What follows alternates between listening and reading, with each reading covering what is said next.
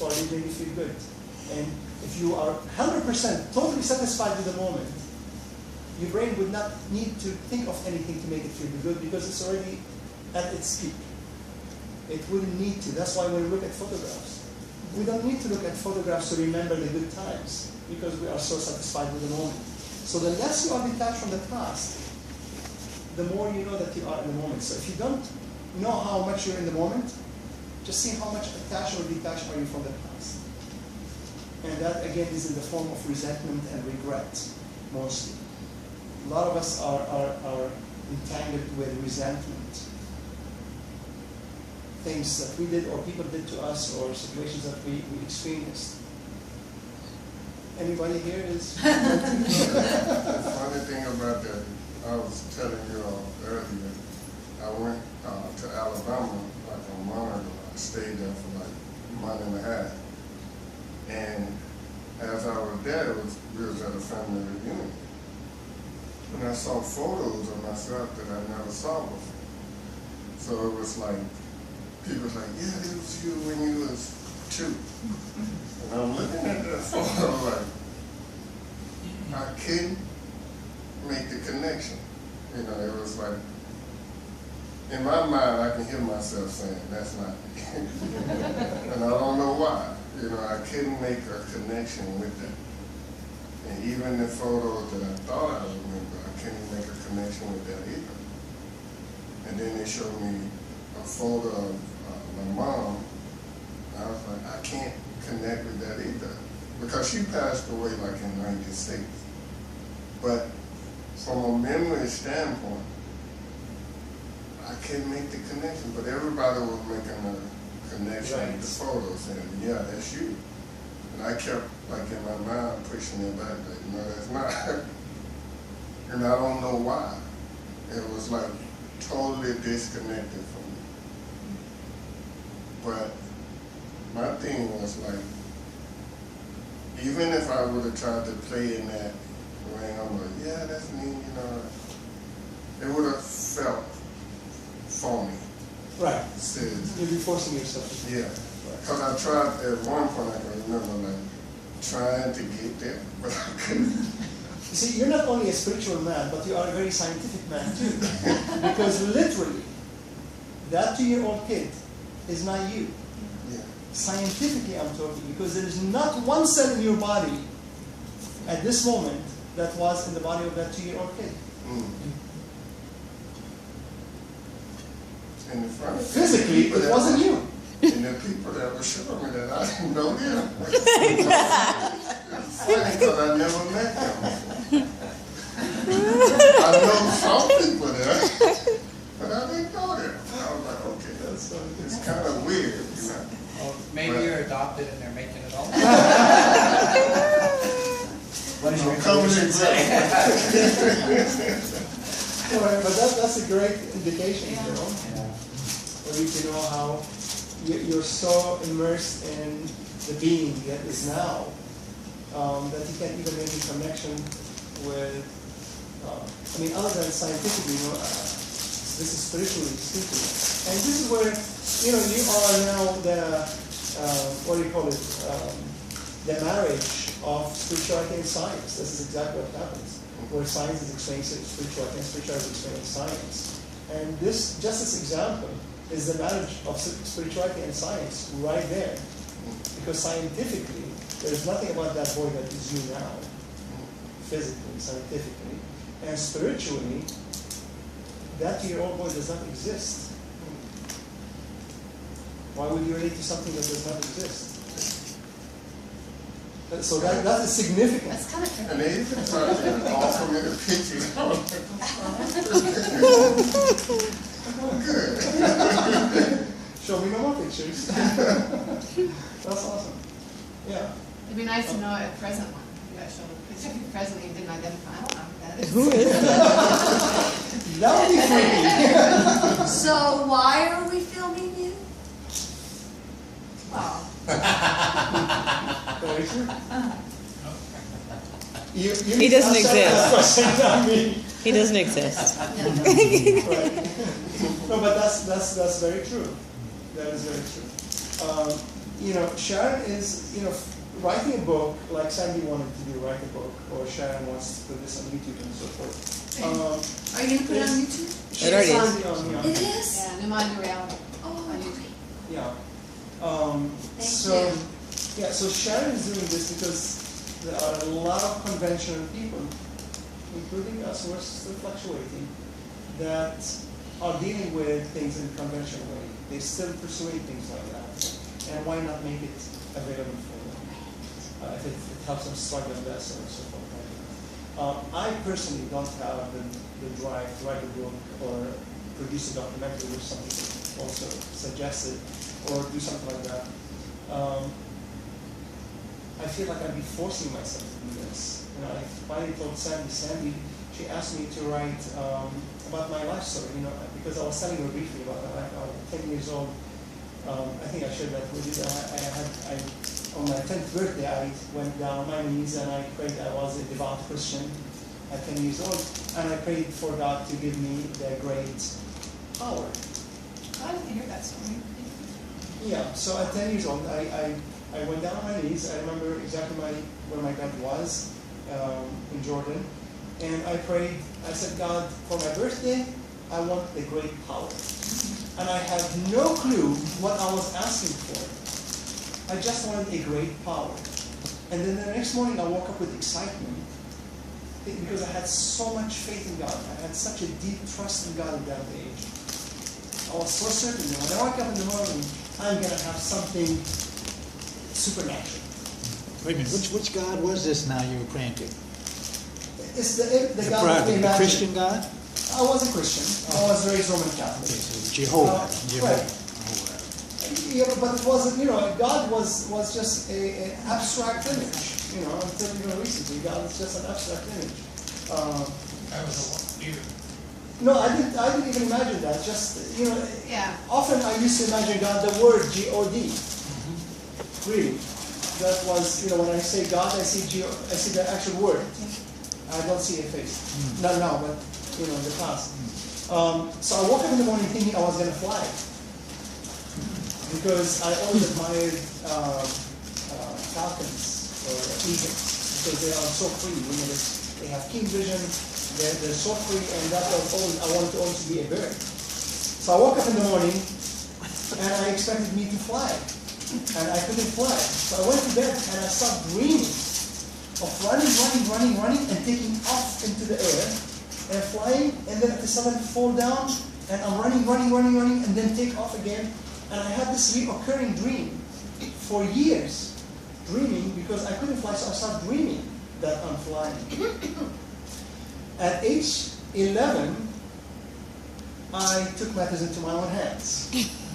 So I said, okay, I can acquire this great power. I can make it happen. Thank God I started early. So at age 11, I formed an organization, like a gang, but a good gang. And I got 22 boys from 2 neighborhoods and 7 girls. And appointed myself the leader. And I have still the book. I still have the book from the age 11 in my house. I should bring it next time to you. I had rules. I had a flag. We had a name for the organization. And everybody would have to salute me. And every month I would change the salute. One time they salute me like that. Like this. Honestly, one time like this, I changed the salute. So everybody would have to salute me, and I had an assistant who was 1.5 years older than me. I had older boys and younger boys. But my personality was so dominant at age 11 that I was able to form this organization and have 29 or 28 people listen to me and abide by my rules with no effort whatsoever. Wow. It was just like this. So in either case, every evening at 6 o'clock, I would send a few boys with the rocks and go at those electrical light poles, bing, bing, to call all the neighborhoods for a meeting. Everybody comes out of their houses. Just like Hitler. Just like Hitler. It was just like that. Everybody would come down and we would meet in the entrance of my building. We lived in an apartment. And I will test them on the rules. I will make sure they understand the rules. But at the same time, they loved me because I had games for them. I don't know if you remember the telematch games. games like you put like cardboards with like 100 on it or 50 or 20, and you blindfold a couple of people, and they have to go and collect the most, and whoever collects the higher number is winning. All kind of odd games like this I used to create. And I also had like volleyball and soccer, and we made teams. And at the same time, I used to buy trophies and candy for the winners. So I made them happy that way. And at the same time, I was really strict and military style, growing up in Jordan. So is this what the Doritos are? Yeah, right. It's about and I'm sorry to say, but I used to punish them also. If somebody does not come to the meeting, or if somebody doesn't salute me, or somebody breaks any of the rules, that person will get suspended from the group for a week, and no other member of the group can play with that person. And if the person is still playing with that person gets suspended. And you know what? For 2 years, from age 11 to age 13, I had a very controlled organization that was working so well that it affected and it controlled everybody in the organization. And if somebody gets suspended for a week or 2 weeks, depending on how much they break the rules, nobody would play with that kid because they're afraid to be suspended also. So I was, at that age, I was a little mean boy just because I wanted to Have the power. express my power. I wanted to have that power, express it. Although my sister, my elder sister, she tells me you were an angel, except when you behaved in that organization. But outside that, I was a very obedient kid. At school, I was every teacher's favorite kid. I really was. I remember that very well. And I never gave my parents hard time. But just with that organization, I expressed my power there. So at age 13, we moved to a different house, so we had to dissolve this organization. So at age 13, I started going around telling my friends in school and my family members that I'm going to rule the world. Yeah, what? I'm going to rule the world. And they would laugh at me. And I said, you will see. I will rule the world. And I was dead serious. I have no idea why a 13-year-old boy was so convinced and so assertive that I will rule the world, because maybe I ruled the neighborhood from age 11 to 13. Now, I have confidence that I'm going to rule the world. When I moved to Britain to college at age 16, and I went to college in northern England, a couple of months later, I came to my dad and I said, Dad, I want to quit college. And he said, why? I said, I have a speech prepared to unite the world. So I went from ruling the world to uniting the world. So I told my dad, I want to unite the world. So he read my speech. I had it also recorded on a tape. And he told me, that's a very good speech, but nobody's going to listen to you. Because people have their own beliefs, their own ways, and their money and power and things. People aren't going to listen to you. And people might threaten you if you try to get in their way. I was not convinced by that. I told my dad, I am going to unite the world. But I did not quit college because he didn't let me quit college. At age 18, when I moved to America, to California, I told my cousins that I am the Messiah.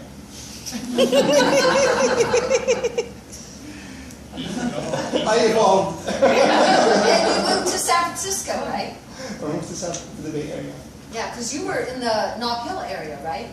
No, San Ramon, across the bay. Oh, the east okay. side of the bay. Oh, okay. Yeah, but to the Messiah. Yeah. So I started saying that I am the Messiah.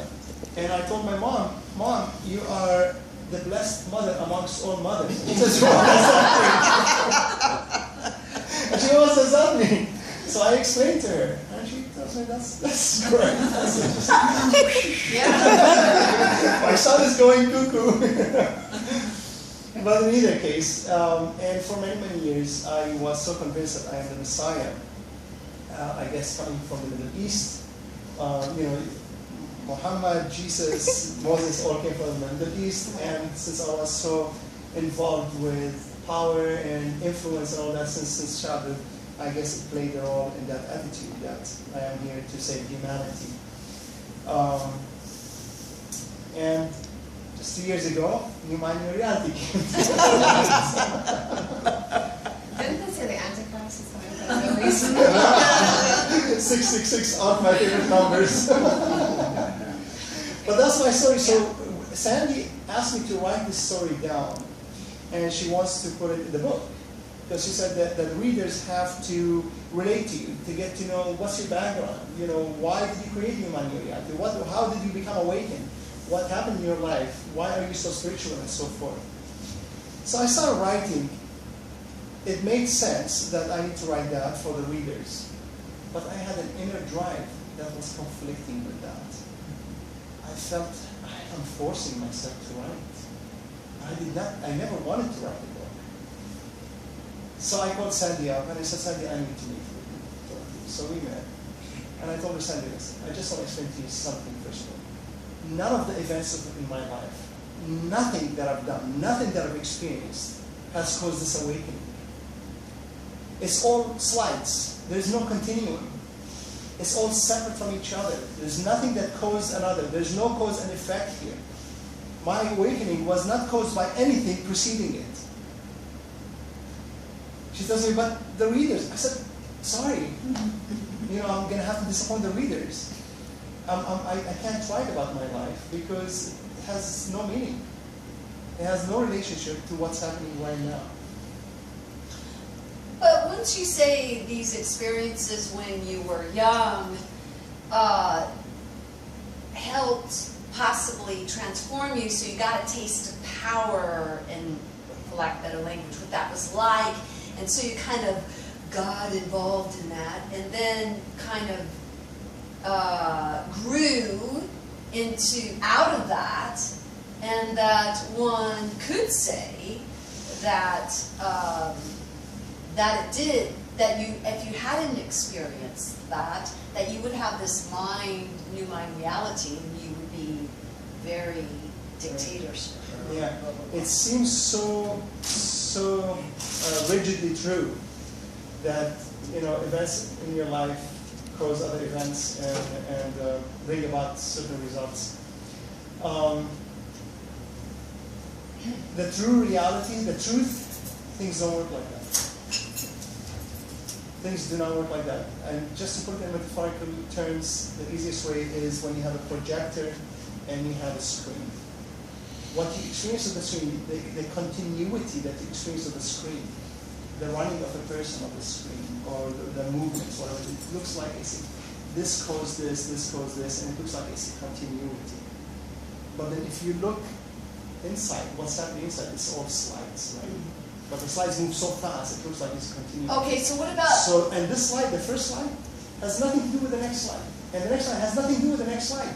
What about when you say, even when you first started this class, that you have been growing, and you watched, from what I understand, you said you watched yourself growing, and then even it started happening week by week, so that you've actually communicated to us that you've been, even with us, been at a certain, and you have grown. Right. This week, for instance, this last month, my experiences of my state of awareness is more intense than the month before. And especially about 4 or 5 months ago, it also made a leap where it became a lot more intense, where I started sensing that oneness beyond thought, just sensing the oneness of things. I can't explain the sense, it's just you sense.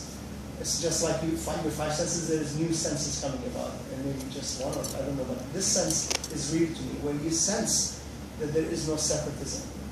Beyond thinking it, that Eric and Robert are separate, beyond the thought and the image, which is all thoughts, beyond all this world of thought, there is a sense of just oneness. It's very hard to explain, but as my brain experiences it more, it can identify with more, because now it cannot associate it with anything that is programmed with. So it can't make sense out of it, and let alone try to explain it. So my brain is experiencing this sense, and it's trying to make sense out of it. And it could be a subtle conflict there, but eventually, the more experience, the more knowing you will have. It becomes a knowingness. Okay, you just said, the sentence you just said right there, the more experience you have, the more knowing. To me, that is a continuum. Right. It's an experience, then another experience, and then growth and a knowing. Right. So you have awareness. These experiences can go back many lifetimes. Right. So, where you're even beginning at. So you have the state of mind, and then you have But that would support the idea that people experience things and they grow from that, and there is a Right. continuum. I mean, you just said the sentence yourself. Right. Right. But this is how it works. I think, I don't know if you've seen this before.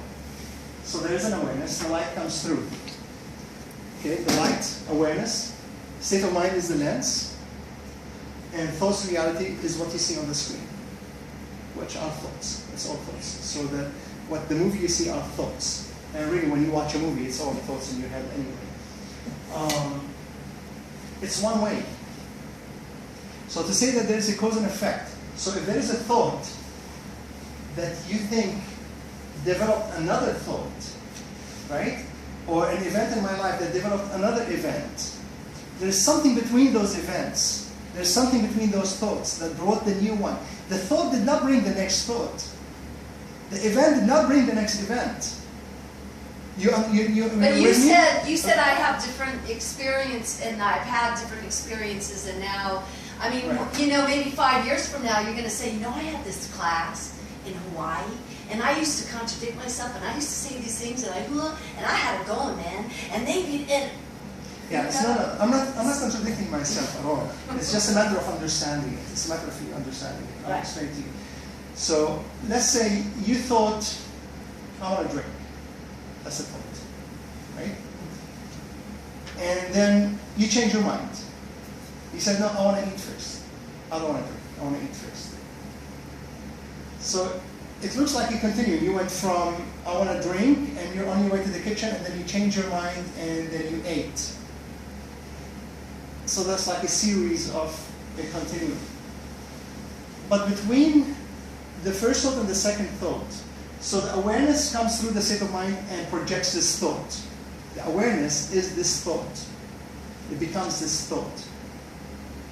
This thought does not affect the awareness to bring about the next thought. It's not a circle here. A continuum is a circle. But when you have just one way, so this thought comes and dissipates into nothingness. It comes from nothing and it goes into nothing. Okay? So it comes. right, okay. Like I want some lemonade. Right. So every single thought, or every fraction of a thought, or every electrical pulse in every thought, or every atom in every electrical pulse, or every subatomic particle in every atom of the electrical pulse, every thought, are separate from each other. Nothing is connected to nothing. They come and dissipate, I thought So everything was connected. Who said they're connected? Oh, I don't know. I heard it's everything was one. Right. On the Discovery Channel. Everything is one is different than connected. You see, sometimes you try to use words. You try to use words to express something, but words don't suffice most of the time. Because the experience is, to put it into words is difficult. Because words, we have a vocabulary based on our conventional understanding of reality. That's how we base our reality, vocabulary. But maybe we should invent a new mind vocabulary. That those words will mean a direct understanding of whatever it is we're trying to express. But I don't usually use the word connected. Because connected is like you have separate things that are connected. So But it's one, an everything is experience, one. and it goes out, and it's gone, and that's it. And then the next experience is gone. Exactly.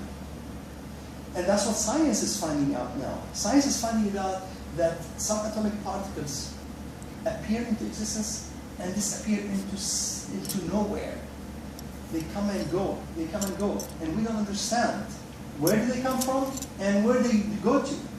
We don't see particles coming in and becoming same particles again, or evolving to become bigger particles, new particles. No.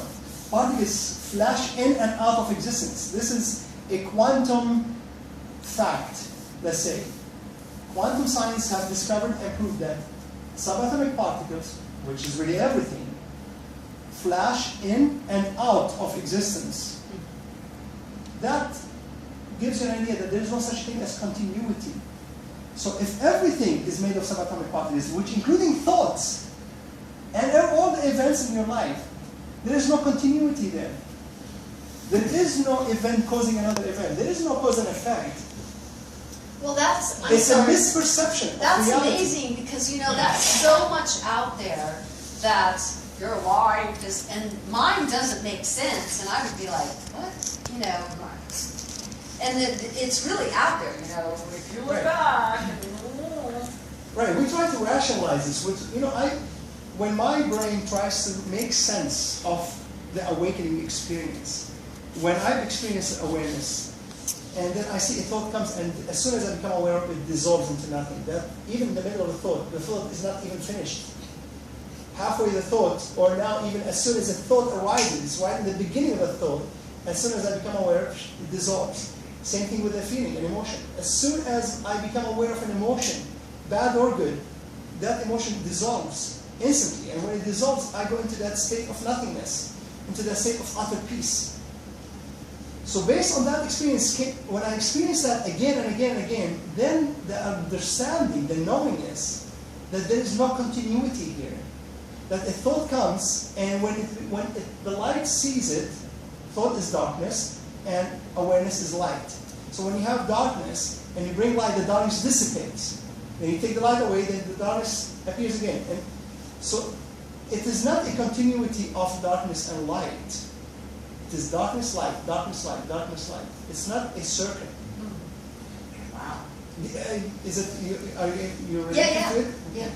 You know, excuse me, I'm just reading of their basic unity principles. Number 3, I create my experiences by what I choose to think and what I feel and believe. That's the old mind, old reality. Well, that's why they don't advertise it in the bulletin at It's very church. conventional. It's old school. It's the misperception of the truth. That's all it is, misperception of the truth. That so many people follow. Yeah. A lot of things, yeah. That's what I got is to write a book That's the- myself. you know, that's like I the did hope. same thing that you Yeah, went right, through. right, I was yeah. forcing I hope it. It it's- seemed like I could really, Exactly. I would That's what have gives you to hope. go superficial in Right. order for it to make sense, and then it's like, I couldn't do Yeah. that. Right. So, Right. yeah. Right. No, I came to the conclusion. I told Sandy that, Sandy, you can write the book, but I'm not part of this book. The word does not need another book. It does not need another book. There's thousands and thousands of Do books. you want to do the out TED there. Talks? I don't, you told me this a year ago, and a lot of people told me this, including a couple of my friends in California that have been pushing me to do it. I But thought, you're not let's see, called to let's it. see, I don't have the drive Yeah, for it. so I that's do your not answer. have the drive for it. I don't. I'll be forcing myself to do it. You running for Congress? No, that's one too. Yeah. And maybe new things will come up and Right. they won't. Right. It's just, even sometimes, I always said I will never become a politician. And when I had this drive to run for Congress, it didn't make sense to me. Why am I doing this? Just I'm driven to do that. It did not make any sense. But I just followed my feelings. And then in time, those feelings dissipated, and I started feeling, I don't want to run for Congress. And people tell me, but it doesn't make sense. You're preparing, and I said, it just doesn't feel like it. It doesn't feel like it. I don't know what's going to come up next. I have no idea. It's just now. When you talk about your childhood in the book and kind of like a prelude to what is now, the thought comes, and hearing Eric talk about photos, seeing him as a young child, the thought just comes up, just detach with a smile. Like it's detached, but there's always the smile. Right. Let it be. Yeah, really smile and be and let be. And the chain of experiences and thinking that each slide is a new experience, very conventional. I mean, this is the world we grew up in. Right. Very conventional. But then new mind goes beyond that. That's right. And the trick with this is, when we say the awareness through the state of mind, which is your mind, the clarity of your mind, the filter, which is your mind. How clear is the filter? How clear is your mind? And the more cluttered is your mind, the more things will be broken up into separatism, into cause and effect, past and future, and so forth. And the clearer this lens, the clearer the mind, the clearer this light comes in, and the clearer the experience, the new reality experience, right? When we say that this awareness becomes the thought, once it gets broken up through the lens, then you say, so the awareness comes in spurs of thoughts. Thought, then thought, then thought, then thought. But the thought itself is also, what is a thought? The thought is electrical pulses. And what are electrical pulses? They are form, they are matter, right? They are electrons. They are subatomic particles. Or let's say with atoms, they're atoms. So even the atoms are broken out also. So the atoms come in one atom at a time. But each atom comes in one subatomic particle at a time. And each subatomic particle comes in a string or in a lower subatomic particle at a time. And then where do you go? You end up in the nothing. So all those thoughts are really nothing. Well, even Stuart Wilde said years ago, we're getting away from the brain. That's where we're going. We're getting out of the brain. He said that years ago. That's what I thought. Yeah, that's true. So even the thoughts, and that's why don't take your thoughts seriously. So to go through the layers of your thought, no matter what a thought is, even that this is just a thought, don't take it seriously. Like you should just smile at every thought. Doesn't matter how annoying or disturbing or happy that thought is. Just don't take your thoughts seriously. And if you don't take your thoughts seriously, you won't take anything in the world seriously, because everything in the world are your thoughts. Simple. All right, I'm just walking up. So I really don't need to work, because I don't really like the thought of work. I don't really need to invest my money for a future, because it doesn't make any difference right now. So I stopped doing all those things. Sounds like me. Yeah, I know, that's what came to my mind. You said you gave everything up, but you're still here. Right. Look, you You have to stay alive. tomorrow or a week from now, I might end up going into business venture.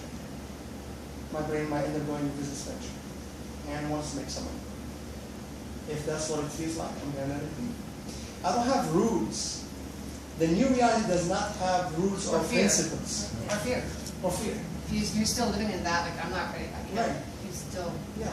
and it's just forced, Right. Just sort it of. has to come naturally Yeah. from you. Yeah. There's a lot of external things trying to program us to get us right back to fear. And I find myself, I'm completely fearless. I turn on the TV, I watch a couple commercials, I'm like, oh, you're trying to induce the fear again, you know? So you gotta save your money, gotta save your money. I'm like, oh, do I? No. But they're there trying to pry in all the time. Right. Yeah. But it's not the act, to me it's not the act, because I can save money. It's how I save money or not save money. It doesn't matter if I can save money and still be conscious. It's not the fact of not saving money or saving money. Oh, It's It's like saving money out of fear. I go, I have to save this or I'm not going to make it, you know, or like I'm saving money because I want to save money to have it for whatever purpose in the future. To live. Yeah, to live Live comfortably, phobia. you know. But if the money goes away, if somebody takes it away from you, Right. you Yeah. know. Right. Just like in the quantum world, there are no rules. The real reality is a quantum reality. There are no rules in the quantum world. A particle can be here and there at the same time. It can be in 3,000, 5,000 places at the same time. There are no rules. A particle can go through the wall and come out from the other side without interacting with any other particle through the wall. That we've experienced that in quantum physics. Entanglement, this is called tunneling or superpositioning or entanglement, where a particle can have a certain condition and you'll see the result in another particle across the universe. There are no rules. It's a wacky word, but this is the reality of our reality too. But the ego, the subconsciousness, the misperception, the low level of awareness, it's all the same. The misperception of this reality results in this rigid form that we experience again and again and again. Same chair in the same place, same person doing the same things, same brain producing the same thoughts. That rigidity is merely a misperception. of the truth. That's all. It's a misperception. It's an abstract thing. Perception is an abstract because everything is abstract. But this misperception of those patterns of consciousness that we call brain creates this world of rigidity, of fixed things that appear the same again and again and again. And that same attitude, that same misperception, that same perspective creates the suffering that we experience again and again and again, or the resentment or the anger. It's the same thing. Because what is resentment? What is anger? It's form, it's chemicals. It's literally form. And those become rigid. Just like this chair is rigid, those chemicals, the production of those chemicals become rigid. And they are just being produced the same over and over and over. And that's what then causes conflict and struggle. And just to relate to the money thing, you know, it was like, I can remember like going to work, and I used to have this thought, like, man, I really don't want to do this, you know, but I was like, I need to make money. And it was like, it almost like I was keeping myself there because I felt like this needed to happen to have money. And then I got this crazy thought, like maybe I can open a business and I don't have to get out of my bed in the morning to go make money. And like a year later, it was like, okay, I got money and I'm not getting out of bed. So it was like, what was keeping me there in the first place, you know? But I felt like it was my thought of thinking I had to do something to make something happen. Because I was conditioned that way. That's how my parents did it, their parents, people around me. Many roles to play. Yeah. And it was like, it was real to me in that moment. It was like I would go to work and have these chest pains, like, I really don't want to be here, you know? But I have to do this. And then when I took away, and it was like the thing you were saying with the rules, it ain't no rule that say you have to do something to have something. Right. So maybe it's another way that this can happen. Right. But I wasn't aware of that at first. So it was like I was putting myself in like this in a prison. Right. Like you have to do this to make that. Right. And It's then cause and effect. Right. Yeah. And then you get to that point where you don't have to do that to do this. You're like, what else? What's But do you else? think, You know? do you think eventually that'll be, but you know what I mean, like, we do this with everything now. Like, we think we have to eat to survive. I mean, we have all these rules. Pay rent. Yeah. But like, We don't. Well, if we don't, but You we're don't so have to. programmed, we're so programmed, right? So our body responds to that, right? So I always contemplate that with food No. and stuff like that. okay. Yeah. Okay, here's the confusion, Rita. Here's the confusion. When we say we don't have to eat to live, somebody will listen to that from the conventional realm and say, show me. Prove it. Exactly. And I would not eat and You have to live It's on life not now. right. Figure So- out how to live on life. But the notion that we don't have to eat to live is a very true notion. But who are we? We're not talking about the brain. oh, right. See, every time we say I or we, Yeah. we confuse the I, the consciousness that doesn't really need to eat to live. Yeah. Doesn't really need to make money to be stable. Right. Doesn't really need anything from the world of form. This is you. When you discover you, Right. those notions will become true. But when you apply them in respect to the brain, then it becomes very confusing to yourself and to others. Because you say, I don't need to make money to live in an apartment. The consciousness doesn't need to, and that's you. That is a correct statement. But when you say it, you're implying the brain. But, You're implying the brain. And if you're implying the brain, you are in a dangerous territory. right. A very dangerous territory. But don't you think eventually there's going to be like a shift where Don't skip the ladder, you will fall. It's happening. No, I know, like right now, if You I have didn't to eat, eat. I would die. I mean, my Right. physical brain But, would you know, die. as long as this player, the brain and the body, is part of those patterns, which means it's existing in the world of thought. The thought that there is a body, that there is a brain, meaning alive. When this brain and this body dies, then what you say is applicable. Right. But as long as this body and this brain is the player on the field of life, it does need to eat. Unless It you does change, need- unless that patterns change though. Because isn't that existence of the brain just a bunch of patterns? And the pattern the brain knows is we have to eat to live. But once that pattern is changed, the brain responds to that, correct? I mean, this is a possibility that I haven't experienced, and I cannot tell you that this will happen, but this is a very good possibility that where if your consciousness is downloaded into a computer in 1,000 years, for instance, you know, they're talking about we don't need the body and the brain to exist for the consciousness to exist in a certain form. It can exist in a computer, and it could be a biological computer, which means it's not working on electromagnetism, but it's actually working on proteins. You know, that's the future. You know how now everything is saved in the form of electromagnetism, right? Everything. Computer works on zeros and ones, so it's electromagnetism. But now, in the near future, actually within our lifetime, we will see computers that are emerging, a new realm of computers that are biological computers, that they work like our genetics. They are programmed by proteins. They're almost alive. So instead of having 0 ones, how our genetics, the information in our genes is programmed by proteins, right? We are programmed, you know, our 30,000 genes that we've discovered so far has infinite amount of information. That information is stored in those genes, in the DNA, in the form of protein patterns.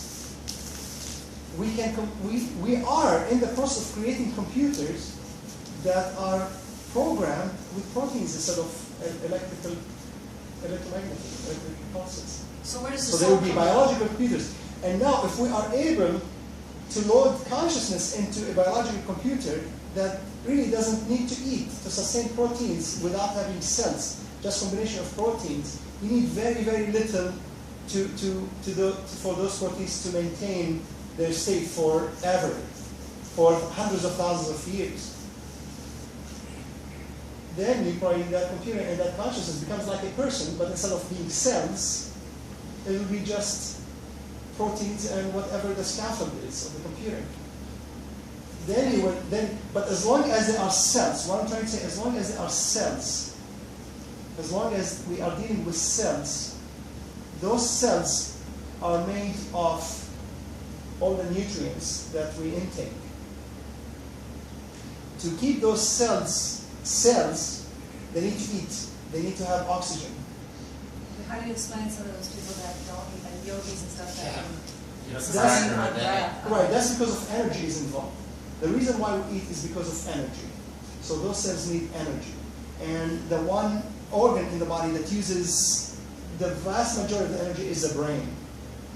Is the brain. Now when you're able to quiet your brain, those people that go into deep meditation and quiet their brain and almost use very little energy, the brain is almost using very or no energy.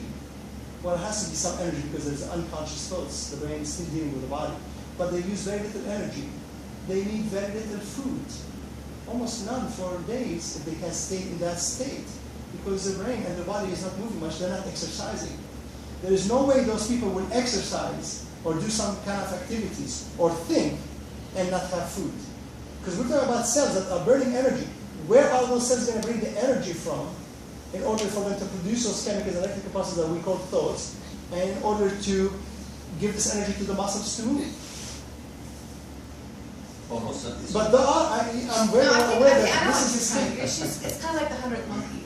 She's trying to, like, if the majority of the new humans Change evolve that out of pattern. not eating, for example, wouldn't the rest follow suit under collective consciousness? Right, but then you have to change the molecular structure of the cells. Well, maybe, But you think that's hardwired then? Like that, you know what I mean? Like you think that's, you don't think the the brain will evolve over time, or the cells will evolve over time? Right. It's no longer- Right, Yeah. right, of course. Yeah. If the cells, once you change the molecular structure of the cells, where the cells do not need this type of food in order to, Right. And when, to use energy. and how would we go about doing that? Right. With thoughts, right? But with Right. thoughts. it's Thoughts not- don't change. I mean, not thoughts, but with like, Right, it's just a change would have to go from beyond the conventional realm, beyond cause and effect. Beyond, it has to be beyond the conventional realm. In the conventional realm, that will never happen. Or it may evolve to where those cells will need very little food, but to say that we do not need to eat, and those cells can function without energy, then the whole nature of the cells, they might not become cells anymore. They might just become something else. like that we evolve, would right? have Like into a differently. different, maybe a different reality. You know, they're talking about a whole new plane of existence. Yeah, yeah. Yeah, yeah. Right, right, yeah, of course, yeah. They're on Mars. Yeah. They're on Mars. Oh, They're already there. They're on Mars. You're very, what do you call it, scientific, when you go to the future, I Oh, think a lot- futuristic. I think a lot about those things. And I always think like. For fun, just for fun, how Yeah. things will change and all that stuff. And I'm very much attracted, or my brain is very much attracted to movies about the future, science fiction, especially like Star Wars and things like the Jedi Order.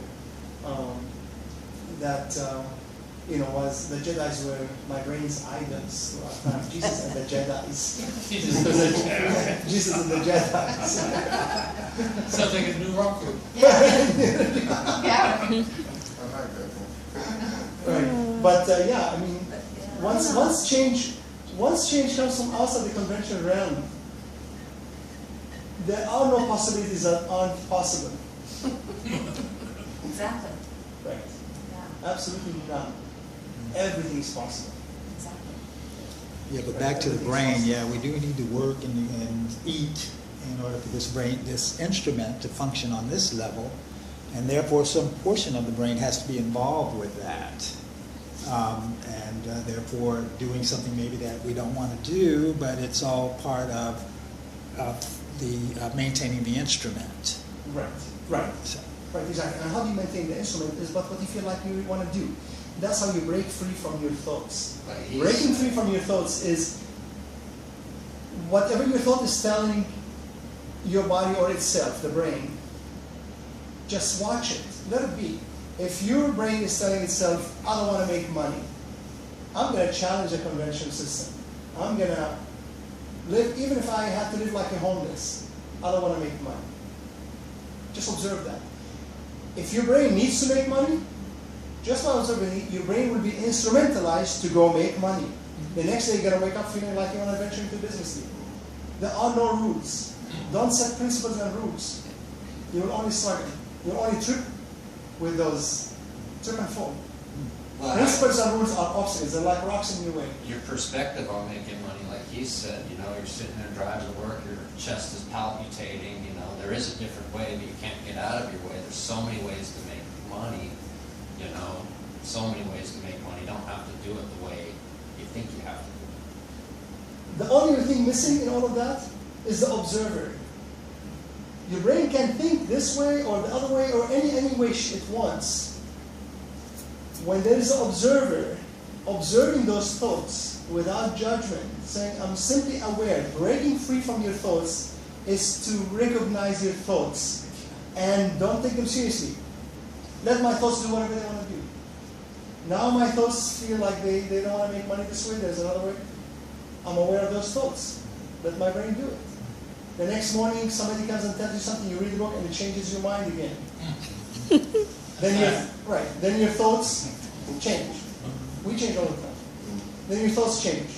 Observe those thoughts and say, they're just thoughts.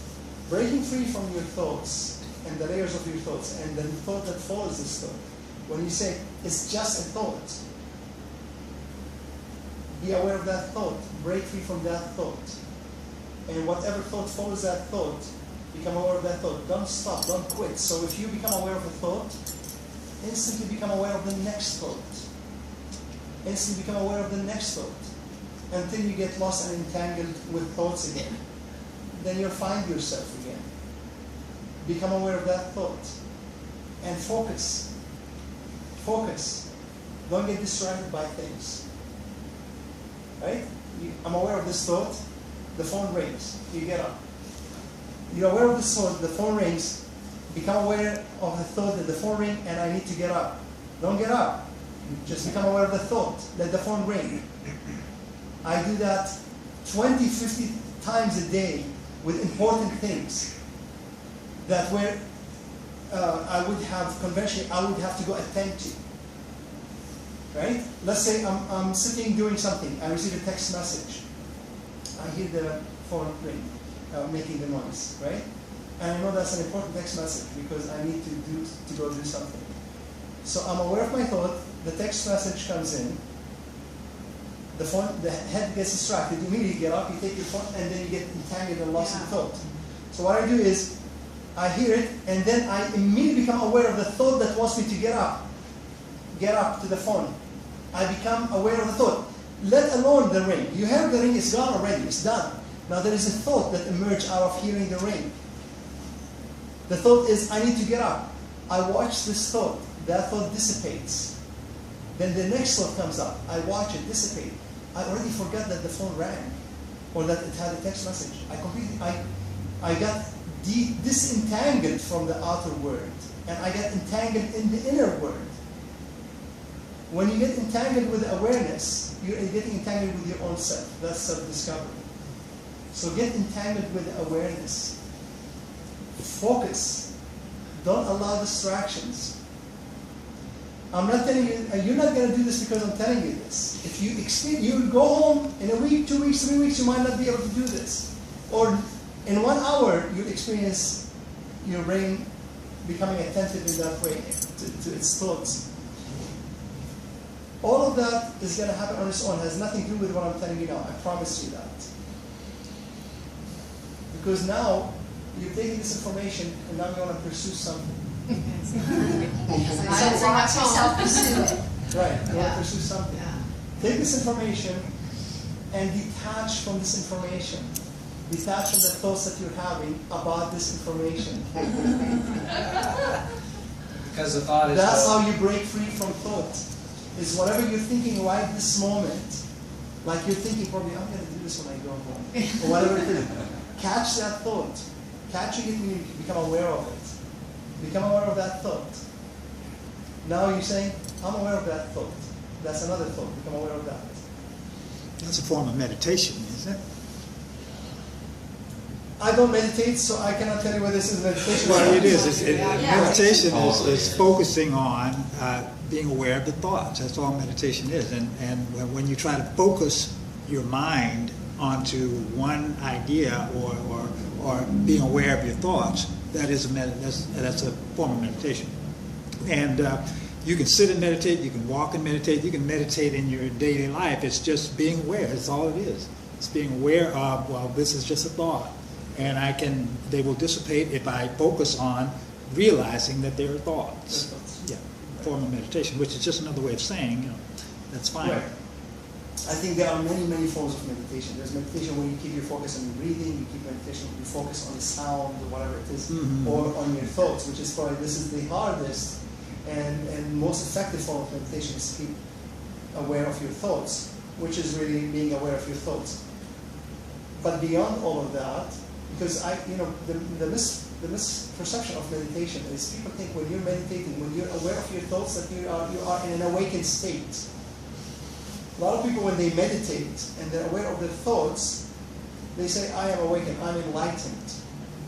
Awakening is not being aware of your thoughts. Being aware of your thoughts is still within right here, the border is right here. The leap is when you become aware of being aware. That's awakening. Yeah, well, meditation. And I'm not too sure if meditation, okay, no meditation, no nothing that you pursue can bring about that experience, being aware of being aware, or being aware of being aware of being aware. It can go to infinite. It can become complex to the conventional mind to understand, but the experience is very effortless because you're not doing it, it's just happening and there's just an experience. The brain is experiencing such an experience. That's awakening, is when you become aware of being aware, That's called awakening. But there's nothing, whether it's meditation or a book you read or anything you do that can accomplish this, because awakening is not something that is accomplished. It's not something that is achieved. So you're saying meditation is something you're seeking to achieve? Meditation, when do you meditate? Meditate is when you want to meditate. When I don't you- meditate myself. No, any person, when a person that wants to meditate says, okay, I'm going to meditate now. That's a pursuit. I want to meditate. That's a pursuit. Oh, it's actually just sitting down and getting acquainted with yourself. If it comes alone by You're itself, still doing that. right, if it comes on its own, let's say you're busy. This is what happens with me, for instance. I'm doing something. While I'm doing something, at the sudden I become aware of being aware. Just comes on its own. And it goes on its own. Which is a form of meditation. thought it was According to memory. the It's definition. total meditation. Pardon? It's total meditation. Yeah, even what he's talking about, being aware, it's a meditation. Right, You know, yeah. it's a state of there- mind, yeah. a state of mind of being aware of things. It's- Yeah, Right, I mean, you we don't can meditate, put you're the just word in on a state of meditation. meditation. We can say You it's don't the form of have- so meditation. to try to meditate is, like you say, a pursuit of the mind. But if you're in a state of meditation, that's It different. just happens. Yeah. See, It's just a happening. But that's because I don't want you to get distracted. Well, I just happened to pick up this book. Reading is one of my favorite things to do, and I was in the library and I was perused the new bookshelf, and there was this book, little bitty book called "Walk Like a Buddha." And I talked with this guy. He's a contemporary guy, and he curses in the book and all kinds of things. And then he talks about going picking up people at the bar, and he says how that's not lasting and this and that. But his message is that, well, and he talks about the Buddha, how the Buddha went and did what he did to become aware, which you agree with, right? The Buddha was. He didn't do anything to become aware. He sat under the bowl tree. Good old Siddhartha's walked up. Right, but that's not what made him aware. The reason why he went to sit under a tree is because he's already feeling that there is something changing with him that's driving him to isolation, to solitude.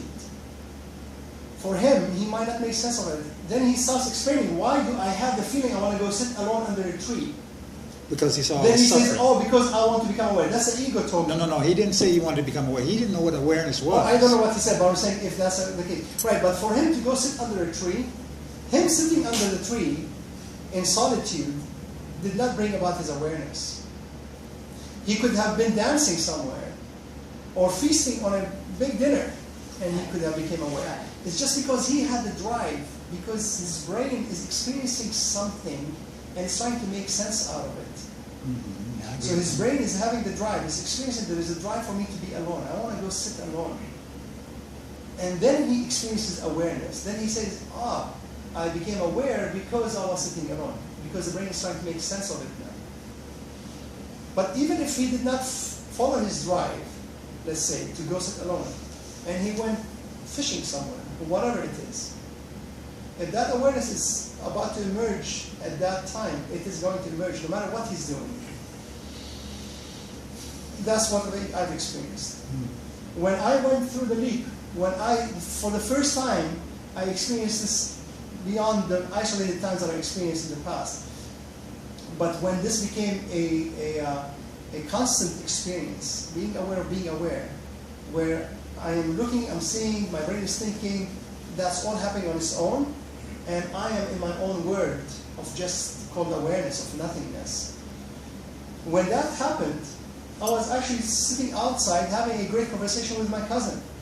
My cousin lived with me for 7 months at that time, and when I went through that hardship, he was there for me to, give me a shoulder to lean on, from a conventional perspective. But I was sitting outside and we're having a conversation, and suddenly I've experienced this stillness, and my brain is listening to him, but there's another experience in the back that has nothing to do with what he's saying, what my brain is thinking, what it's hearing. That was the first time. And where do you think, for you to be awakened, you'd have to be still or sitting in quiet, where it is? That's meditation. That's being aware of your thoughts. But again, you can, being aware of being aware, you can say it's meditation. You can call it anything. You can call it awakening, enlightenment, meditation, whatever it is. The word is not important, but it's the experience. That it comes from no cause and effect. So when you say because he sat alone, he was able to be awakened, that's cause and effect. So if he wasn't sitting alone, he wouldn't have been awakened.